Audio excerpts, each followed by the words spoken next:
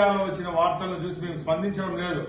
మేము ఈ ప్రాంతంలో పుట్టిన బిడ్డలుగా, ఈ ప్రాంతంలో ఉన్న ప్రజాప్రతినిధులుగా అడిగే హక్కు మాకుంది. కాబట్టి మీరు ఎవరినైతే దైవంగా మొక్కుతారో ఆ స్వామి ఎవరైతే మీ ఇలవేల్పుగా ఉన్నారో సదుమ అయ్యప్ప స్వామి సాక్షిగా మీరు ప్రమాణం చేసి, తడిబట్టలతో వచ్చి ఇక్కడ ప్రమాణం చేసి ప్రభుత్వ భూములు మీరు కాజేశారా లేదా అని మీరు ప్రమాణం చేస్తారని నేను సూటిగా సవాల్ అడుగుతున్నా.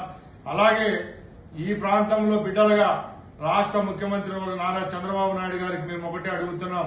సార్, ఎన్నో వందలాది మంది పేదవాళ్ల యొక్క బతుకులతో ఆడుకున్న ఇలాంటి నీచుల యొక్క ఆట కట్టించేదానికే మన ప్రభుత్వానికి అధికారం ఇచ్చారు. కాబట్టి తప్పకుండా మీ నాయకత్వంలో మీ కింద పనిచేస్తున్న ఒక మంత్రిగా నేను అడుగుతున్నా, ఆ భూములను రక్షించాలా.